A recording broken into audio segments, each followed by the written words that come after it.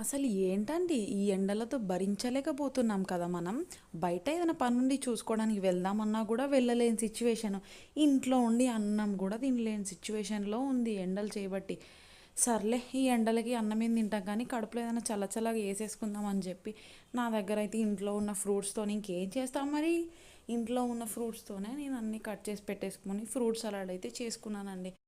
నా దగ్గర అయితే అవైలబుల్గా ఉన్న fruits apple, pomegranate, grapes, papaya, banana ఈ ఫ్రూట్స్ అన్నీ ఉన్నాయండి. కానీ నేనైతే యాపిల్ను, ప్రొమోగ్రానైట్, గ్రేప్స్ ఈ ఎండలకి అవి కట్ చేసుకునే ఓపిక కూడా లేదు. కాబట్టి ఉన్న ఫ్రూట్స్లో కొన్ని కట్ చేసుకొని ముందుగా ప్రిపేర్ చేసుకున్న ఆల్రెడీ పాలలో కస్టర్డ్ పౌడర్ వేసుకొని మంచి త్రీ అవర్స్ డీప్ ఫ్రీజర్లో పెట్టేసుకొని చల్లగా అయిన తర్వాత బయటకు తీసి మన ఫ్రూట్స్ అన్నీ అందులో వేసేసుకొని మిక్స్ చేసేసుకొని షుగర్ అయితే నేను యూస్ చేయలేదండి, మిల్క్ మేడ్ వేసుకున్నాను, చాలా స్వీట్గా ఉంటుంది. అలా అన్నీ మిక్స్ చేసుకొని చాలా చల్లగా సర్వింగ్ చేసుకొని కడుపులో అలా చల్లగా తింటూ ఉంటుందండి. ఎంత బాగుందంటే మీరు కూడా ఇలా ఎవరైనా ఎండలకి నాలాగా భయపడి ఇలా ఇంట్లోనే చాలా చల్లగా ఫ్రూట్ సలాడ్ చేసుకునే వాళ్ళు ఉంటే కామెంట్ సెక్షన్లో కామెంట్ చేసేసేయండి.